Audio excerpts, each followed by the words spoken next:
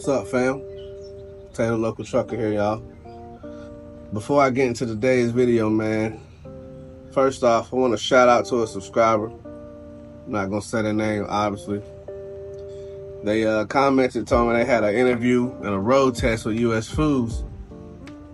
And then the same day they did the interview and road test, they got the job offer. So, salute to you. Congratulations on joining the ranks of food service, man. I know you're going to do great things. Go ahead and go make that bag.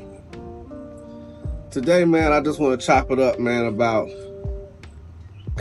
trucking and the economy a little bit. But before I get into the topic, man, I want y'all to check out these clips I put on here from I'm Anthony TV and the Travel Trucker. They kind of inspired me to make this video today. So y'all check it out, man, and I'll be right back with y'all. Trucking is dead.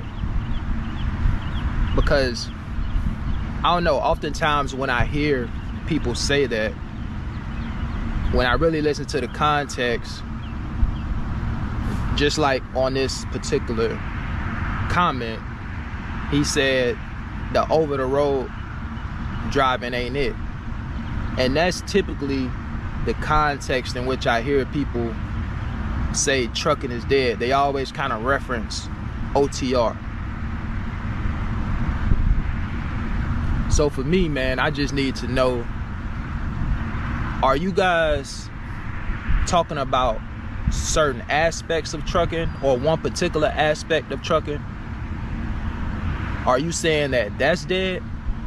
Or are you saying the entire trucking industry is dead? Just because you're an owner-operator does not mean you are your own boss. The way truck is set up now is, no matter how you slice it, dice it, whatever you want to say, in this economy, everybody got to answer to somebody, and you're not your own boss like you thought you were. You don't have your own independence. Let me break that down. For all my lease drivers, owner-operators out there, hold on. Hey, hold on. Let me tell y'all something, man. A lot of y'all don't got your own authority because it's so expensive right now. Just keep it 100. A lot of y'all got a paid off truck, got your own authority. That insurance whooping y'all ass. You really ain't getting no decent amount of loads. You really ain't coming up in life like you've been doing. Let's just keep it 100. A lot of y'all with the cap, to my making 5,000, 6,000. Okay, watch this. Y'all truck breakdown, what the mechanic shop's doing to y'all? Hitting y'all upside the head.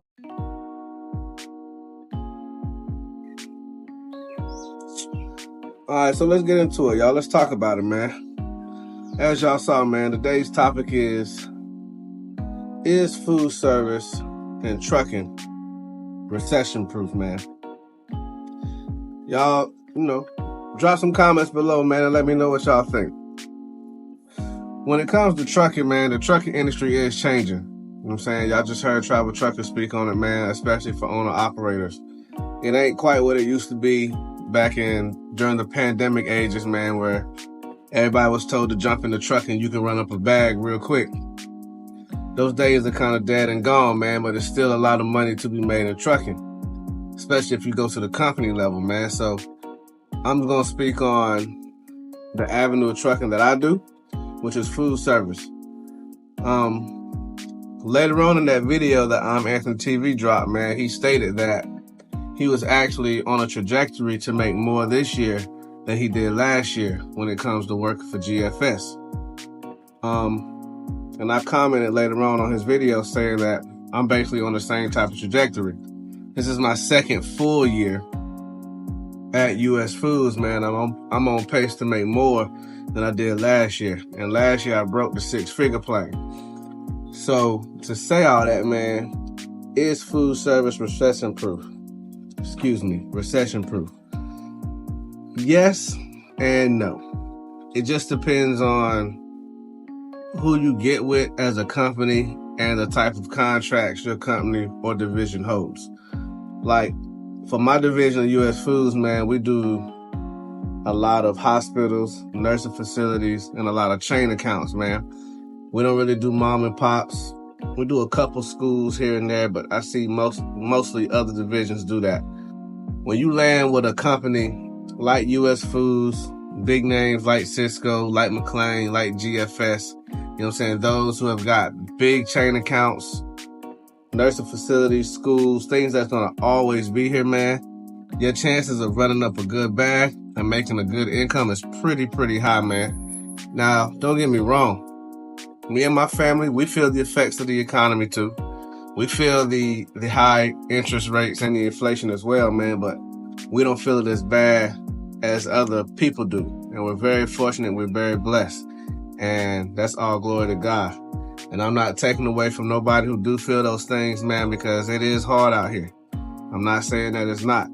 But I've been very blessed and fortunate enough to land with a company that gave me an opportunity that, although the economy is in a pretty rough state, man, this side of trucking for me isn't dead, and it's far from ever dying.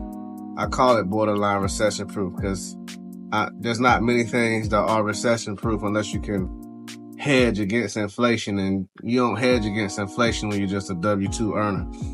But with that being said, man, making the most money that we ever made and doing things that we've never been able to do before is all because of me trucking and food service. So trucking isn't dead, not by a long shot. It just depends on what avenue of trucking you get into.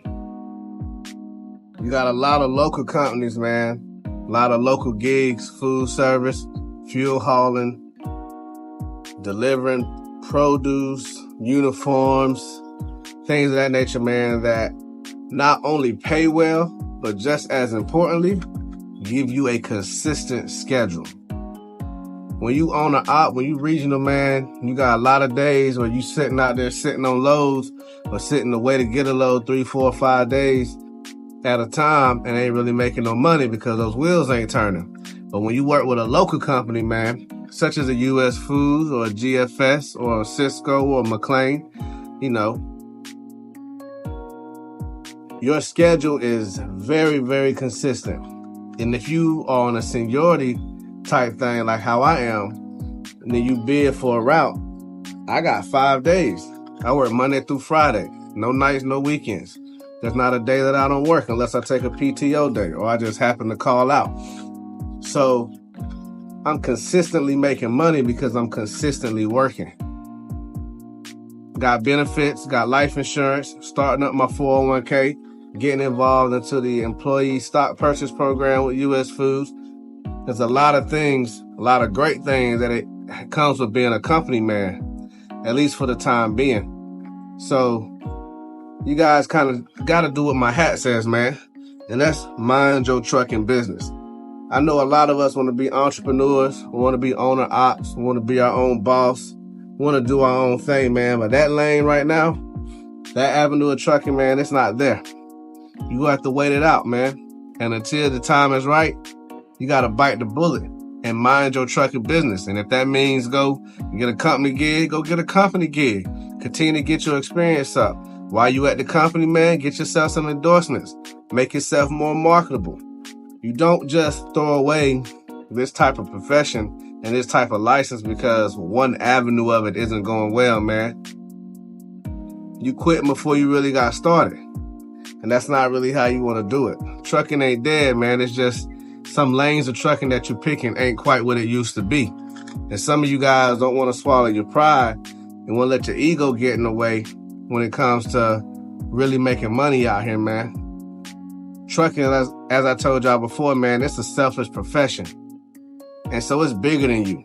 It's bigger than your desires and your wants, man. You got family to provide for. Them bills gonna keep coming. You gonna sit back and hold on to your hopes and dream of being an owner op when it ain't there right now? Trust me, it'll bounce back. I can't tell you when, but it'll bounce back. The owner op world in trucking is just like the stock market, man. It's a roller coaster ride. Ride the wave, but you gotta know when to hop off that thing. You gotta know when to hold them and when to fold them.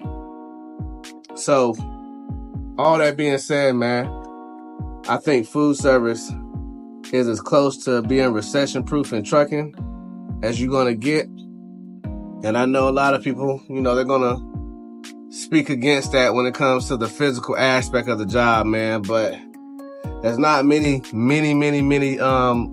careers out here that you can not need a college degree and still make this kind of money.